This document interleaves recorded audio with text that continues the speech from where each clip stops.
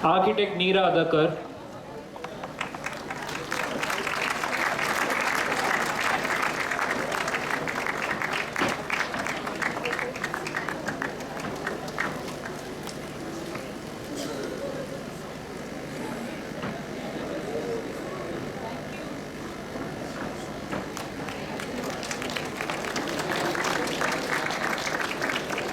Mrs. Usha P. Mahavir, ma'am. Welcome, ma'am.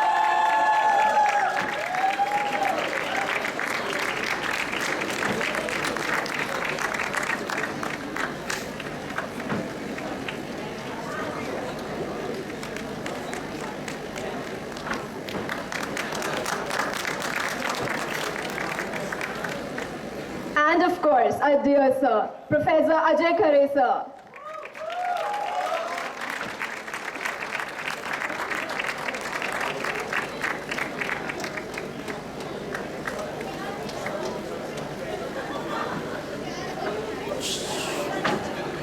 NOSPlan. A students' event would not be complete without a faculty being with us for every small bit. This is exactly how Shama ma'am helped us. May I please request Professor Shama Puntambakar, our NOSPlan faculty coordinator, to come up on the stage to address the gathering.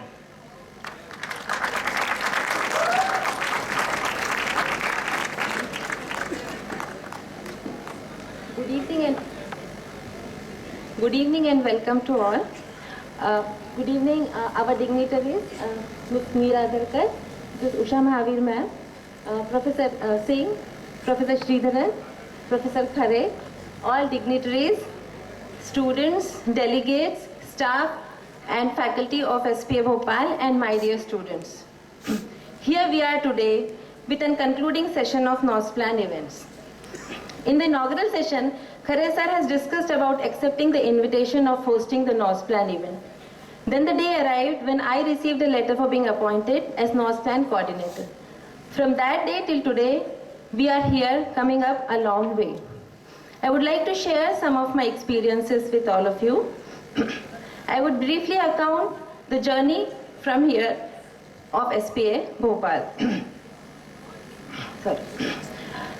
In bringing you to this destination. When we started, we had two major domains of the event.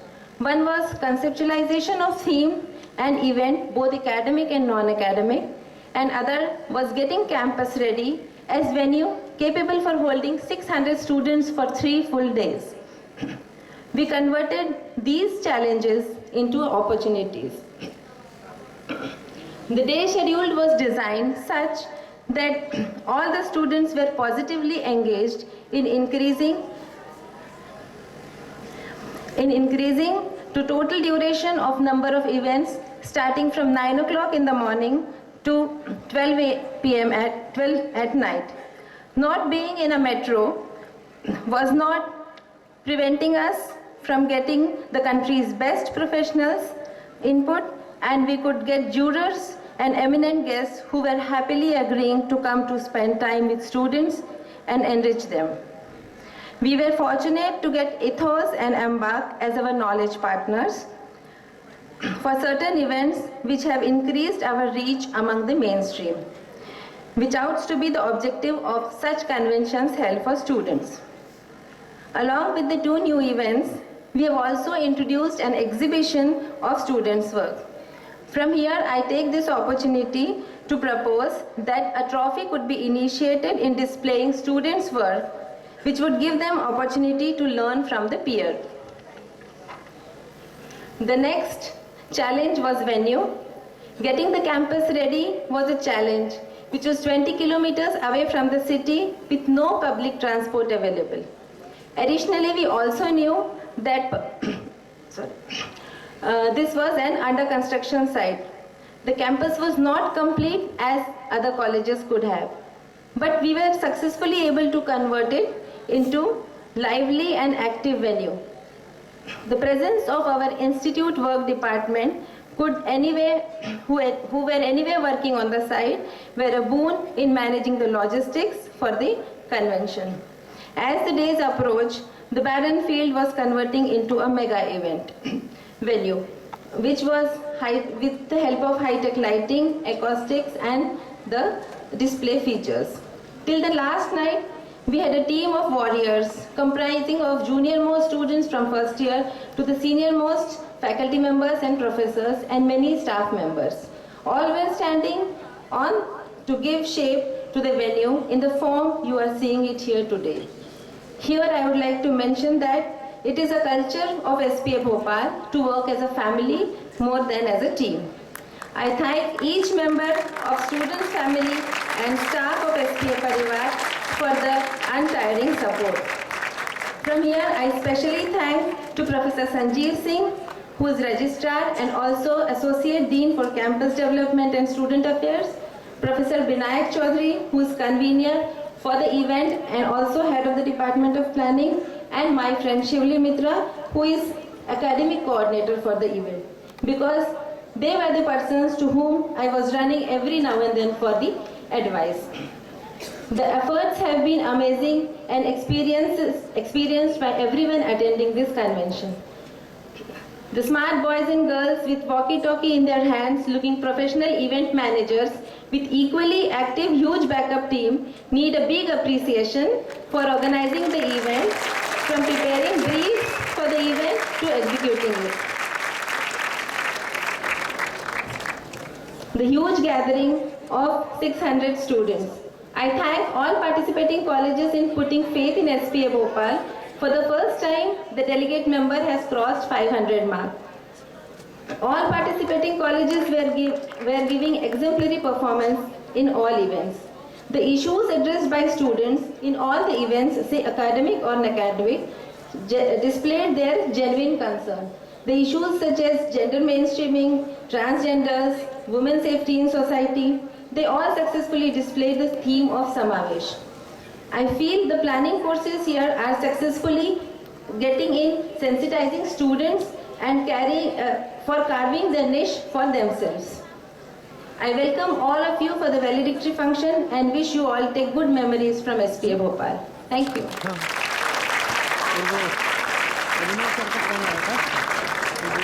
वो photographer और videographer आ गए, phone किया था उन्होंने, तो वो बात कर लेना उनसे कहाँ है. Thank you so much, ma'am, for your kind words. Before taking up the teaching profession, Professor Sridharan served Town and Country Planning Organization, Government of India, and the Punjab National Bank. In TCPO, Professor Sridharan researched on the costs of and access to urban infrastructure in various towns in India. At PNB, he was instrumental in setting up its housing subsidiary, recipient of many prestigious scholarships, namely the Polish Government Scholarship of UNESCO and the Australian Government Scholarship. Professor Sridharan is one of the vice presidents of the Regional Science Associations India. We gladly welcome Sridharan sir to pass on a little wisdom to all of us.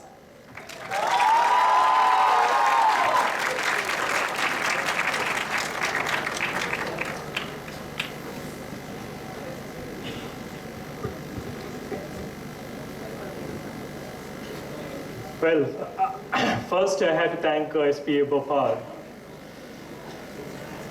It's the second time I'm coming here in 2 years. I see the change for better, the change for belongingness, and now that we are one family under one roof, I'm glad that after the SPA Act, we will progress together. Okay? Thank you very much for inviting me here. The second is about the NOSPlan. Again, this is the second time. Thanks to all of you, students. This is the second time you have invited me, because last time it was in Mysore. Now it is in Bhopal. I'm sure very soon we'll have it in Vijayawada too.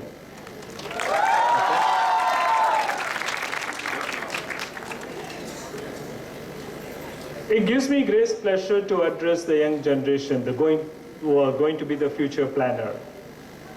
I believe the theme is cities for all. First, as a planner, you have to take this planning to the people. It's individual responsibility. It's a collective responsibility as planners. The first thing, probably in the next year, now it was mentioned just now that we are 500 here. Very soon it is going to become 5,000 because each and every institute in this country wants to start this B planning course now. For the past 1 year, there are almost 6-7 applications which have come. They want to start this B planning course. I'm sure they will also be part of this NOSPlan very soon, which means we'll be doubling the strength, tripling the strength as planners, because India requires, you know, what's the rate of urbanization. I don't want to go into other. In fact, end of the day, I don't want to tell you the statistics. Please keep in mind, it's only the 54 metropolitan cities in 2025, as per this McKinsey report, is going to produce the almost 65 to 70% of our GDP. I'm sure most of the faces I'll be seeing in those 54 cities soon. That is not inclusive. How you reach out to the other rest of this country, and how do you serve the people? That's more important. Okay, it's not that earning income alone is important. How do you make others happy is more important. That's why we now have that happy index and the happiness index and all. So when you are given this power, how you use this power with responsibility and disseminate this knowledge which you have. Because I'm sure you all have read by now the participatory planning and whatnot and whatnot. How do you take this aspect of planning to the people? How do you include them in the planning process? And how do you take the spatial inclusion, that is, if it is a city, how do you take it to the slums and how do you include them? If it is a rural area, so many backward regions, even to this date, even after 60 plus years of independence we have, still we are backward regions. Still we have so many other problems. How do you solve this problem? It's all in your hand because you're going to be the future of this country. Okay? How do you design a city? How do you manage the city? How do you govern the city? Okay? It's all in your hand. And I'm sure, again I quote and unquote McKinsey, there are 12 technologies. I'm sure half of you here know at least 3 of them, including transport, the fuzzy logic, including the computers, okay? Design aspect. They listed about 12 of them. And if you collectively take up these 12 and then disseminate this knowledge to the entire country, not over 100 smart cities, we'll have 100,000 smart cities in this country. And that is going to be your task. Okay? Same thing, we are just discussing about the cleaning the Ganges, cleaning the Yamuna. Okay? Who spoils it? We spoil ourselves. We inflict injuries on us and then say this is bad. Why to make that injury ourselves? As a responsible citizen, if we start planning, if we include each one of them and understand the feelings of others, I'm 100% sure you will be a successful planner. At the last, I want to request you something more. It's a personal selfish interest. That selfish interest is, if at all you have to be a good citizen, you also need a good teacher. Please, at least some of you come forward and take this noble profession, because we are increasingly feeling and also experiencing shortage of teachers in this field. Okay? We don't get good teachers because every young faculty young people who have come out after bachelor's, after master's, they want to earn a 5-figure salary, 6-figure salary, everything. If you want to create a good community, an inclusive community, we also need a good teacher who can teach them this is the right thing, this is the wrong thing. Okay? Some kind of a self-discipline. That's why I said I'm selfish in that, because I have been in this field for umpteen number of years now. So I request at least a part, it's a 10% of this 500 if they come forward and then join some of these institutions. I'm sure we can create a better planning process, a better city, so that each one of you are the torch bearers. You can take it to different parts of the country and then educate the people at large. Okay, this is very, very important profession, and please take it up. This is my personal request. That's the second thing. Third, the technology. As I said, there are 12 technologies, a different thing. Technology is not everything. Technology is a slave to you. Please understand. When I go to the studios now, I don't see the people taking a pen and then doing the math.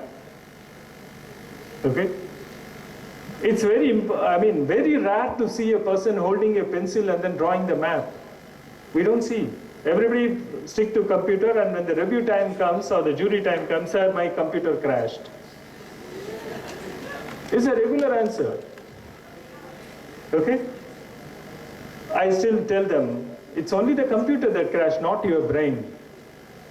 The brain is the supreme. We have not explored all the cells in the brain. We have not explored our hands. Michelangelo never used computers, but he created marvels.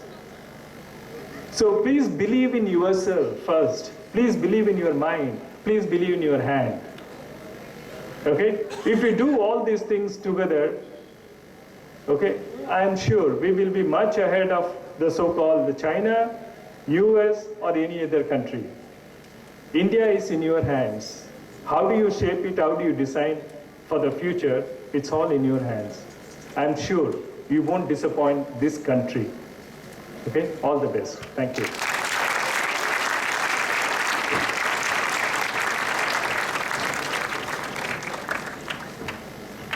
Thank you for your words and wishes, sir. We also have present amongst us our Director in Charge, Professor V.K. Singh, sir. After a brief stint as a senior scientist at Neurogen Corporation, USA, Professor Singh joined IIT Kanpur way back in 1990. He also held the Umang Gupta Chair at IIT Kanpur.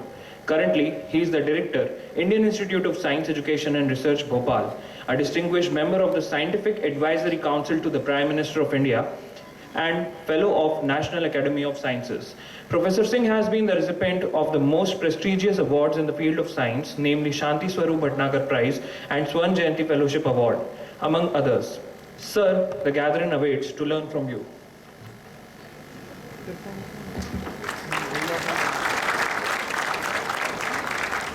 Well, what I had thought that I had already spoken during the inaugural session, and I don't have to speak anything.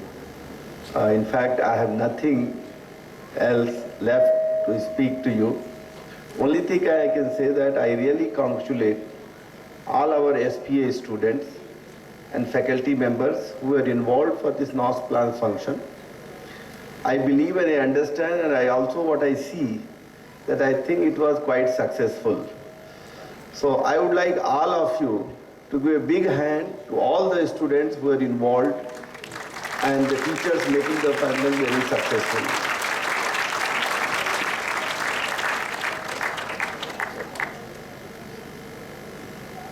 Second thing Dr. Sridharan mentioned, that some of you should be thinking about taking teaching as a profession. Otherwise, all SPA will be closed. You don't know, sometimes it becomes difficult because people go for money. And I was listening very carefully what he was saying. And there was a reason why he mentioned this. So people should think about it. Otherwise, you will never have any NOSPlan or any other activity related to architecture. I'm very happy that Dr. Khare and Dr. Sridharan mentioned that our act is in place.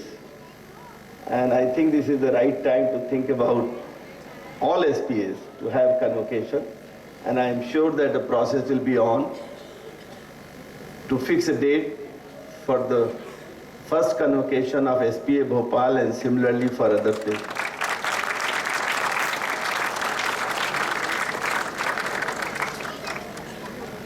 I don't want to come on the way because there are two distinguished people sitting in the dais. Before you call them, I like to wish all the best for the students who have come far away, that they must have safe journey back home, because if they are going via Delhi, it's very cold, flights and trains are very, very late.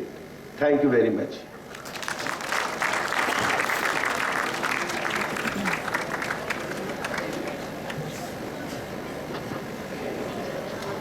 Thank you so much, sir.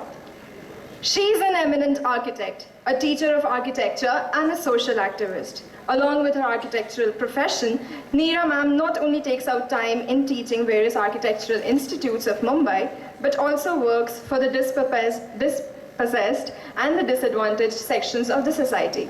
Particularly for the mill workers of Mumbai, her concern for social, urban and gender issues finds her in Majlis, an NGO engaged in cultural and urban projects.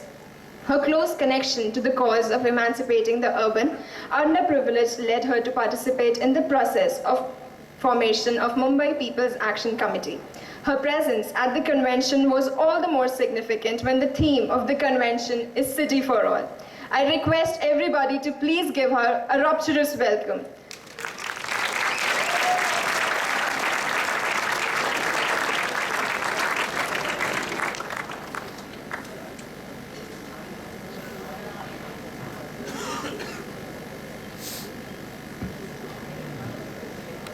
Well, I can't see you all.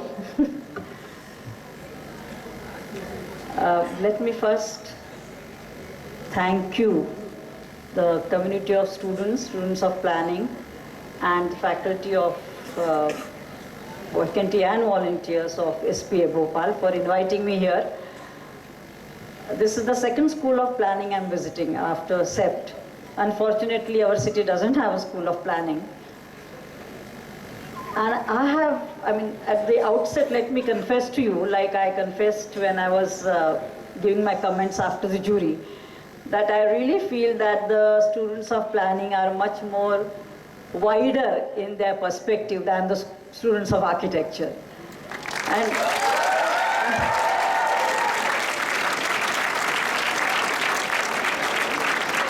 well, I had to tell the truth. And so and the presentation which we witnessed, me and my co-juror, and we were discussing afterwards, that it is, they were really wide in range, and each presentation actually had a different trajectory to address to the same brief. And that is what makes me believe again and again that it's not today, in today's scenario, it's not very easy to coin word term or one phrase to accommodate all our concerns. We do say city for all, and of course we mean very well by that, the city for all, whether we say city for all, whether we say inclusive city, whether we say sustainable city. But these words, I think, have to be, they're sometimes deceptive or tricky because there are many nuances, and that's the complexities we are facing in all the fields today. That whatever we say, it can be interpreted and reinterpreted, and there could be a thesis written on each of these phrases. Specifically when we talk about inclusive cities, or we talk about affordable housing, or we talk about public spaces, public infrastructure, we have to really, kind of peel the sugar coated to it and then actually see the reality and question ourselves as to what do we mean exactly by, say, affordable housing, what we mean by, say, public infrastructure, public open spaces, because who is this public? And then we start analyzing it, we realize that it's not very easy to say which is public, which is private. So the boundaries are, as I was saying earlier in my comments, that the boundaries between various disciplines and various concepts are now blurring. And the beauty is that we have to take into consideration all these various interpretations and address these issues. Because it is really when I see in my city, when we are talking about, the policymakers are talking about, the politicians are talking about public infrastructure and public open spaces, finally it deals with public infrastructure, mainly goes into making large flyovers or sea links or connecting islands and so on. And then on the other hand, we know that only 3% of the population actually using private cars. And most of these infrastructure is for the benefit of these 3%. And then what is public in that? We are talking about public spaces, and most of the public spaces are actually taken over by a class of the society, which may not be intentional. But when we talk about all, cities for all, we have to see who are these alls. And it's very easy to say this, we want the city for all. Of course we want the city, and we all now, as the professionals and teachers and students of architecture planning, we know that it is very much correct, politically correct to say that, oh, we want the city safe for women, we want the city which will accept the slum dwellers, which will accept the, say, different sections of the society which are generally stigmatized. But if we see that we want them, because the city definitely needs all of them. And out of these needs, the city wants them. But is this based on equity? Is it based on equitable distribution of resources? Like when we say affordable housing, who is it affordable for? I mean, is it affordable for, it's a very misnomer phrase, at least I'm talking about in Mumbai. It's a very loosely used term. When there was recession, the affordable housing for the developers it was very easy for them. They said, okay, now people can't afford, we will give you affordable housing. And what was their definition of the solution of affordable housing? They thought that the big flats they were apartments which they have constructed, say 2,000 square feet or 4,000 square feet, they just have to divide it into 2 or 3. And then that becomes affordable housing. And you won't believe the government actually accepted that. For us, we know very well that it doesn't go by the size, it goes by the cost of the selling cost and the selling price. If you are not reducing, how can you call a flat affordable flat just because it has reduced in size? So this affordability again gets very much linked with the land cost, and the land has become a property today. The land is not sustainable. It's not a sustainable entity. We live in the apartment, we build a house on the plot, not because earlier we used to stay there because you can't bring it into market, because you are living there, and as long as you live there, it doesn't become part of the market. But now every piece of land in every apartment, whether you have just that one or you have many others, has become property. And that's where this affordability is in danger, affordability and access to housing for all. So the people who are generally benefited by urbanization in the city, they do want the people to come in, all kinds of people to come in, but at their terms. So the terms are set by a certain class of society, a certain privileged class of the society, and the terms have to be followed. Then fine, you stay in the city. You stay in our country, but you must know that who are actually the term setters. We have now, actually all of us have realized that the planning is no more just a planning exercise. And in fact there are so many questions raised about the process of planning which we have been following.